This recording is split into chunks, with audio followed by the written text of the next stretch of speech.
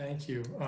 Yes, I had paused it at the beginning. I apologize. It's now unpaused and is recording. Thank you. That's a great catch. Fortunately, we didn't lose much. Thank you. Okay, next question. Are there any measures that are being implemented to ensure better ventilation in rooms, such as filters and/or having windows open to further prevent the virus transmission environment created by indoor spaces? Yes, what we're doing is the state is allowing us to use MERV filters, which are minimum efficiency reporting value filters. We can use a MERV 13 filter on our equipment up to that. Any more than that would damage the equipment and reduce the fresh air flow that you're trying to provide. But we'll be using MERV 13 filters in all of our all equipment that will allow it, and that's in most of the middle school new edition, the high school new edition, and then various other locations throughout the district that has specialized HVAC equipment. We're also using MERV 6s in all our univents. MERV 6 will help reduce the amount of particles in the air, and we're using them where we have univents. Greenvale School has mostly univents in all their classrooms from the 30s, from the 1930s, and you can't use a higher level filter than a 6 because you would get no airflow out of the univent, and then of course you'd have a heating and ventilation issue from that. So yes, we are taking measures using MERV 13 filters throughout the district. We cannot use other new technologies. The state's now allowing us to use bipolar ionization, and UVC lighting is not allowed right now. They want to do further studies on that. But yes, we are making every effort to put a MERV 13 filter in every unit we have that will accept it. Thank you. Do the HVAC systems have proper HEPA type filters to protect against COVID-19? And will windows be kept open? You kind of touched on that, but if you want to get more specific about HEPA. Of course, all the information and guidelines we've received on the facility side has shown that fresh air, providing as much fresh air into the facility is the best way, even better than filtration. So of course, all the windows do open, and we're making sure that any one window that doesn't can. Putting screens on the windows where possible, because that becomes a problem with insects. And HEPA filters, our equipment will not tolerate a HEPA filter. It would burn up the blower motors, and of course it would stop the ventilation system from working at all. So we cannot use HEPA filters in the equipment that we have. Okay, thank you. Regarding air conditioning systems, specifically the central air, how many air exchanges per hour would be happening once school reopens? In all our HVAC equipment, which is heating, ventilating, and air conditioning, all the systems that we have in place that are HVAC systems provide about 12 air exchanges an hour.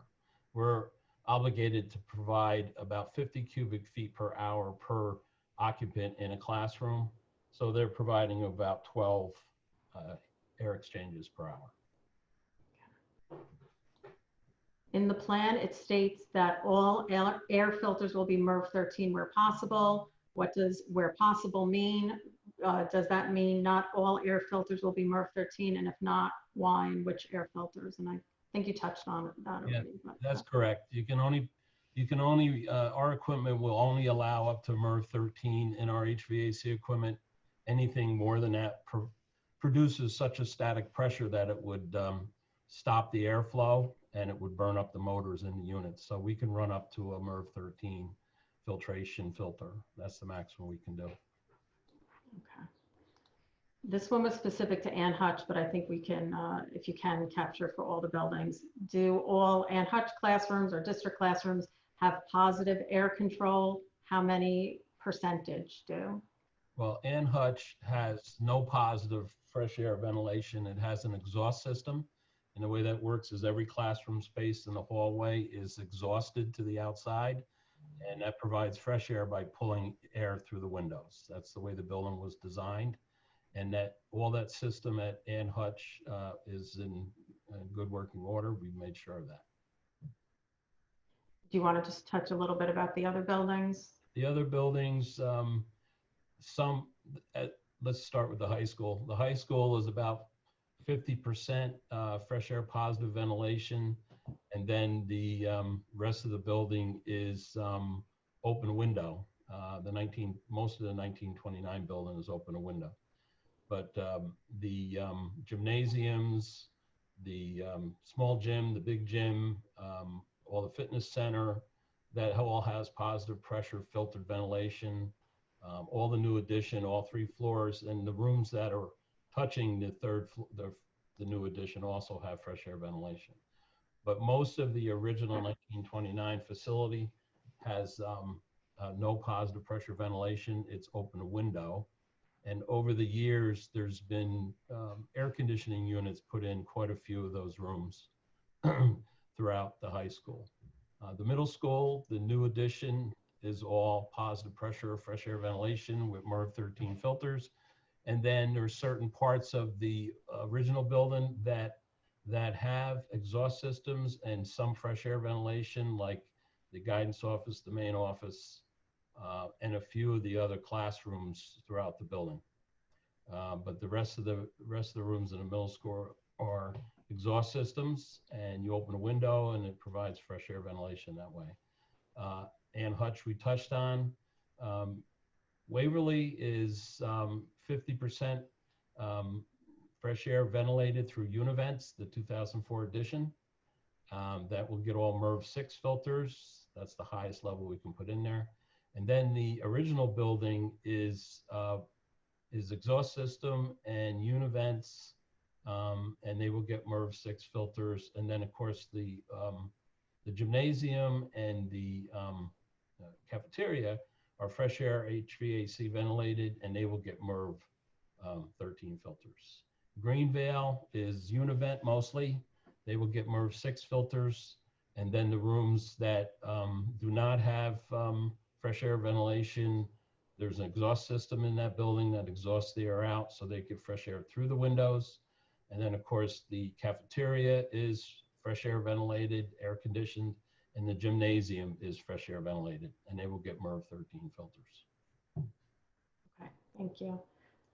The next question also talks about air filtration, but asks, will air purifiers be used in classrooms? We have no plans at this point to put air purifiers in the classroom based on the transmission of the virus. You know, the transmission can happen long before it gets to the heap of air purifier. For the rooms that do have air conditioners, will air conditioners be turned on in rooms, and do they have proper filters? Yes, we have no restrictions on use of the air conditioning window units that we have. We'll be cleaning and disinfecting the filters regularly. Now, they do not pull outside air, they just recirculate internal air. So we'll be cleaning those filters regularly and disinfecting them. Are ACs and fans more dangerous in terms of circulating the air? I don't see any reason why we would not want to circulate the air, especially bringing fresh air in from the outside. I don't see any reason to think that they would be dangerous at all. The only thing that we are doing is disconnecting hand dryers in bathrooms, electric hand dryer blowers, for the fact that you know, people are washing their hands and they're blowing dry their hands, and that's a possible close contact that could spread virus around the bathrooms. Okay. Will windows be left open at Waverly? And if so, are there protective measures in place to prevent accidents? Well, Waverly is mostly air conditioned. There's only a few places that most of the other classrooms have window air conditioners. But yes, you can open the double hung windows from the top, so they allow fresh air ventilation in without worrying about anybody getting to a window and falling out. Okay. This may be more of a question for Dr. Glass, but will there be a certain temperature where the buildings are too hot to safely send the children and staff in for the day? That is possible. We're researching like right now whether there currently is a threshold, but I think that you've probably observed over the years that schools have not been open because of heat days. More so now, given our current situation, we'll be very sensitive to that. If there are hot days, we may not be able to open on those days. We know that some of our buildings, especially the third floor of some of our buildings where it is not air conditioned, pose particular challenges. So I'm saying yes, it's a possibility, and we need to establish yet a specific threshold of temperature. And then once we do, we can manage to that. But we're not taking the position that, we're just not closing because of temperature. Temperature, whether too hot or too cold, is always a factor that would cause you to consider whether you're going to have school or not. Okay. So that concludes the HVAC questions that were submitted through the questionnaire. I know that there's others coming in online, but let's try to get through all the questions that were submitted in advance first, and then we can double back and hit upon anything that hasn't already been addressed. So the next general area under facilities that we're going to be talking about is cleaning and disinfecting. So what are the cleaning and disinfecting procedures for each school? Well, what we've put in place is, just so everybody can, I'll just put it up here. We do have our COVID-19 handbook that all the head custodians have received, and in there is all the information necessary to know about cleaning and disinfection, and all the backup documentation from all the products we use, all the CDC and New York State Education Department information. And I have to say, I think we've done an excellent job before COVID-19 with the cleanliness and the disinfection of our buildings. 2 years ago, we started a program with electrostatic spraying for disinfectant in all our buildings to try to help reduce the problems with seasonal flus and other bacterial and virus and other infections in the school district. I think we're very successful. So with COVID, we continue that, but we also use products that are guaranteed or registered to kill the COVID-19 virus. So we have all the equipment we need, and we have all the supplies we need, all the disinfectants we need, and cleaning supplies. All our disinfectants are also cleaners, so we can clean and disinfect in one step. We have electrostatic sprayers for every building, and electrostatic sprayers works on a negative positive charge, where everything in the room is negatively charged, and the vapor or the droplets coming out of the electrostatic sprayer are positively charged, and it attracts to everything. So it gets the disinfectants we have that we use to contact everywhere in a room. Whereas if you're trying to do it manually by hand, there's a lot of places you can never get to. So we have many procedures in place and equipment in place to do an effective cleaning and disinfectant at all our schools with the staff that we have. What is the cleaning and sanitizing schedule for both the rooms and playground facilities, and which specific sanitizing cleansing solutions will be used? I know you touched on that, but if you could talk more about the schedule. We have purchased a hot water steam type pressure washer for outside on the playgrounds and the outside railings and anything touched outside, like bleachers and railings along walkways and entranceways and playground equipment. We use a registered product called E22 and pump up sprayers for the playground equipment. And we use another chlorinated tablet and an electrostatic sprayer to also disinfect areas. But we'll be doing that with all playgrounds and all outside equipment throughout the year. Once a day of use, we'll be doing that on the playgrounds. And every day before school opens, the custodians disinfect the door handles and door pushes and panic bars and railings on the outside of their buildings. Do the bathrooms have manual faucets and flush?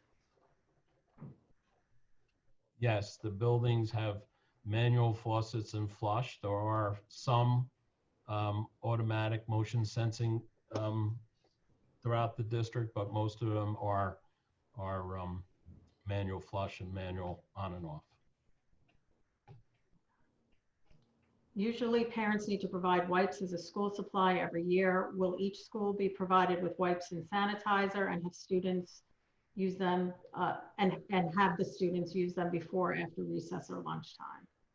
We have both alcohol and non-alcohol based sanitizer in every class. We'll have it in every classroom. The alcohol will be in classroom in dispensers where it can be supervised. Has to be supervised by an adult. And then in the hallways, we will have areas where we will have alcohol sanitizer near entrances, but other areas will have non-alcohol based sanitizers, which are just as effective as the alcohol based. And we also will be providing a product called Oxivir TB, which is a hydrogen peroxide based and alcohol based spray for the staff to use throughout the buildings to sanitize and disinfect in between classes or their workstations. We were providing Oxivir TB wipes, and we'll also be providing alcohol wipes for staff to use. Now, the good thing about Oxivir TB is that it has a 1 minute dwell time to kill coronavirus, but its end result is oxygen and water. So it's perfectly safe, does not need any personal protection equipment to use. So we're trying to use the latest and the greatest and the best and the most safe. We're also 5 deep on products as far as what we have to work with the coronavirus. So we feel very confident that we have everything we need to properly clean and disinfect the facilities, both inside and out. Thank you. Will my child be responsible for using disinfectant products on his desk? No. Will desks be cleaned between classes? Where there's cohorts, of course, there will be no need for that. But in the high school or in middle school where they're going to change classes, there's going to be a joint effort by all staff to use the Oxivir TB in between classes to spray mist the surface and also the chair and any places that the students might have touched in between classes, so that they will be using the Oxivir TB. How often will special area teachers' rooms such as music, art, library be cleaned throughout the day? Tables, chair, touch points, instruments. Yeah, that's the same thing in all those spaces that we use the same Oxivir TB. Okay. So they basically will be cleaning once a day, but areas that we have issues with or problems with or excessive use with, of course, we will clean it more often. In terms of sanitation, what precautions are being taken for lunch in the classrooms as it pertains to children with food allergies? I just want to say that the school nurse will continue to work with the supervisors in the classroom and the cafeteria workers regarding the food allergies. Ed, I don't know if you want to speak to what cleaning is going to go on after a lunch period in the elementary school. Yes, we have set up with each building principal, they're going to eat in the classrooms. So the classrooms they're going to stagger their lunch period in a way so that the custodial staff can go in and clean up best way possible in between, being that they're going to be in that particular class and eating that particular class. We're looking into maybe some kind of a paper to put down on the desk while they eat, and then that can be picked up easily and thrown away. In the middle school and the high school level, each student will have their own personal table or desk to eat their lunch at, socially distanced in both cafeterias. And it'll be cleaned in between each lunch period and disinfected. Will water fountains be closed? The bubblers will be, but the bottle fillers will be open for use. Will daily cleaning logs be made public? They certainly can be. We do have in our binder a daily log sheet, and then also the head custodians will transfer that information to a Google sheet so that it can be, posted or put on the website for people to see. How often will bathrooms be cleaned throughout the day? Right now, we plan to clean bathrooms twice a day, once at night and then halfway through the day, unless, of course, there's a possible sick or other type of situation. We're still going to have all the other things we normally have. We have kids getting sick all the time. Kids get cut, kids get sick. So we treat that, just like anything else. But as far as the COVID goes, we'll be cleaning them. They'll be cleaned at night, and then halfway through the day, we'll clean, go through it and clean most of the bathrooms. You've already addressed this regarding playground equipment, so I'm going to skip that one. How far will desks be from each other in the classroom? But right now, we're following the guidelines of 6 feet from edge to edge. Will you put up plexiglass in between the desks? No, we have no plans of putting plexiglass between desks. We can't use plexiglass. It has to be polycarbonate. Plexiglass does not meet the fire code, but we are purchasing 3-sided dividers for one-on-one teaching, where a teacher can sit across from a student to do one-on-one teaching, and we're buying those for all the elementary schools. They're on order now. That's the only plexiglass we plan to do in classrooms, other than some teaching stations where socially distancing might be not possible. We might have some plexiglass dividers there. We also have some in office spaces where people come in from the outside, so to protect the people at the front desks. So yeah, some, but not in between desks now. Okay, so that's the end of the HVAC questions, or the facilities questions that we received through the questionnaire. So I would like to, we are about halfway through. I want to touch upon transportation, and then we can go back and look at any new questions. So for transportation, Nicole Dolce will be answering these questions. So the first one is, how many children will ride on one bus? Hi, everyone. So as far as how many children will ride on one bus, right now the plan is to have one student in each seat, and we'll ask that siblings sit together.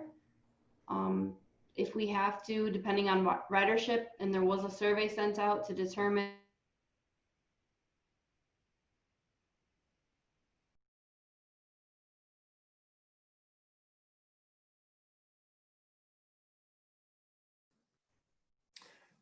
We've just lost power here. I don't know if anyone can hear me, but we've frozen and we've lost power.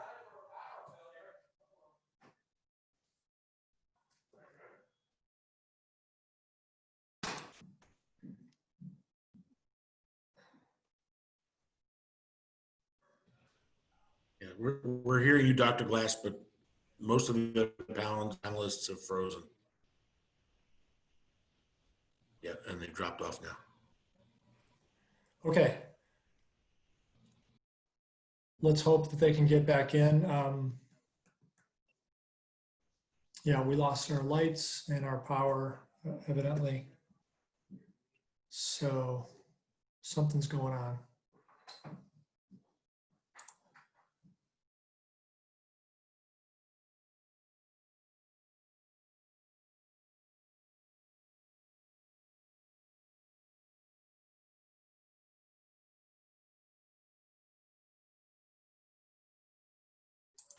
We, for whatever reason, I'm still on, and our other panelists are in this building. So we're going to get them now. and we're going to have them use this camera, okay? So just sit tight for a minute or so, and we'll have Nicole and Ed and Lisa come on in here.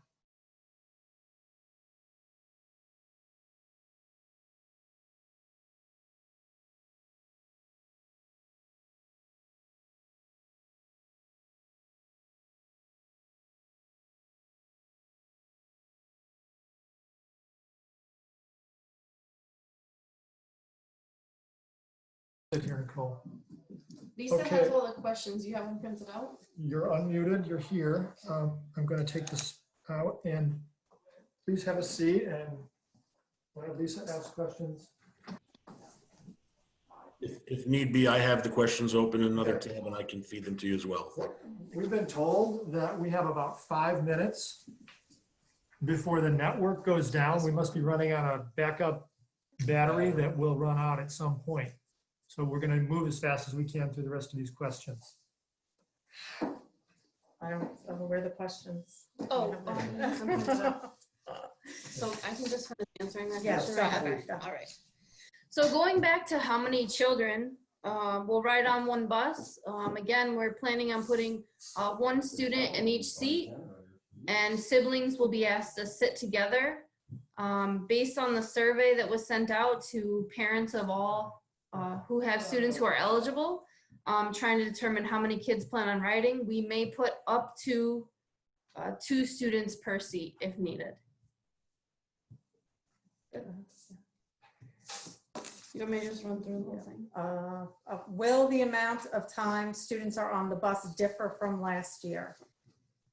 So the question is about time spent on the school bus. It will be different from last year, I would say, just naturally because of the hybrid model. We should have about half the amount of students, so the ride time should be a little shorter. But the routes are going to be reconfigured to, you know, have that smaller amount of students on them. So it might not be the same time that you had last year, but they as a whole should be shorter. Will students be required to wear masks on the bus, So students will be required to wear masks on the bus, as will drivers and as will anyone? drivers and monitors that are on the bus. When will routes and stop times be posted? Routes and stop times we're looking to have ready for families by the end of the month. My target date right now is Friday, August 28th. Will there be a late bus from the middle school, high school for students who participate in after-school clubs, assuming there will be after-school clubs? So right now there aren't going to be any after-school clubs or activities. So we won't have a late bus to start the school year, but when those clubs and things start back up, we will provide a bus. Will transportation be provided for aftercare such as Easy? We are transporting to and from childcare locations. So for childcare, the applications were due by April 1st. That deadline was extended to May 9th. Right now, if you have an application in, it was approved, and we will transport to and from daycare. Did transportation company acquire new vehicles? So right now, Eastchester is not getting any new vehicles. We'll be using the same vehicles that we had last year. They're all newer vehicles within the last 5 years. What are the times of start of school and departure for Waverly, and how will this affect the bus schedule? And I just want to say, as of right now, we're not planning to change the start or end time for Waverly. So we don't anticipate it will impact the bus schedules at this time. I mean, obviously everything's subject to change, but right now we believe Waverly start and end times will be consistent. Could my high school student occasionally take the bus depending on personal factors or weather? Say it again, I'm sorry. Could my high school student occasionally take the bus depending on personal factors or weather? Yes. So the survey was sent out to try to determine who was going to be using the bus and who wasn't. So if you're not 100% sure that your students will never ride the bus, you can go ahead and say that they will use it, because we're not going to deny anyone who's eligible transportation, obviously. It's just some families know for sure they will never use the bus. even pre-pandemic. So, you know, if you know that and we can take you off the bus, that'll help us with planning. But if you're unsure and your student is eligible, you can just say that, you know, your kids will use the bus, and we'll set up transportation. If you use it, you use it. If you don't, you don't. So who will be in charge of making sure children wear?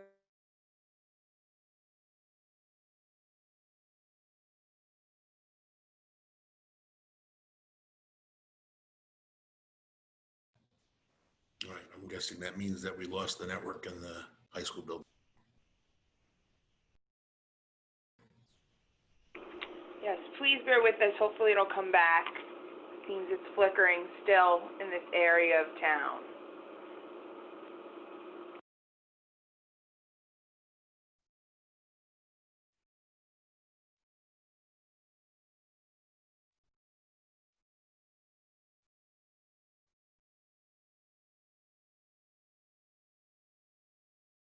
It also seems that some people have not received the transportation survey yet.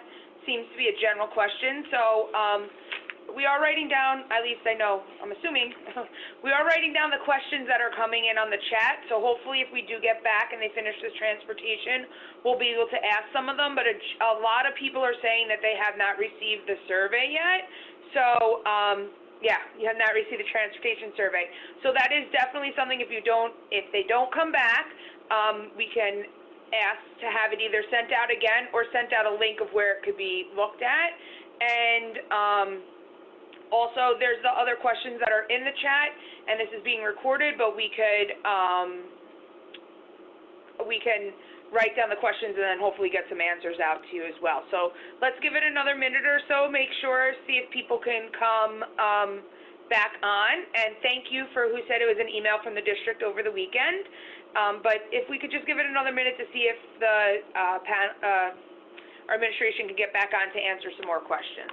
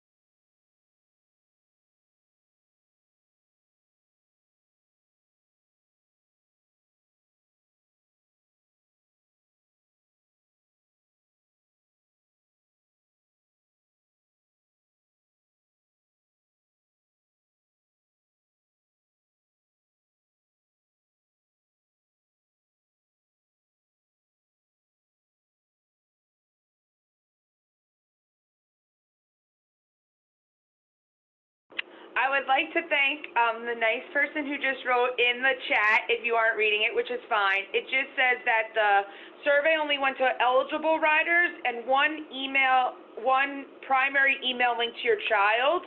So sometimes people who usually receive the emails, but it went to the spouse or significant other. So maybe if you, I don't have the exact answer because as you could see, the administration's back on, but someone is very nice to post that there. So maybe check both, every email you have. I know I have 5 emails alone, so maybe check all the emails you have. I know that's not really the right answer, but right now with the survey, that might be something that is a little bit helpful, but we're also going to try to get it linked. And the survey went out over the weekend, to my knowledge, and we're going to try to get it linked on the website or get it linked also on in here hopefully soon. So.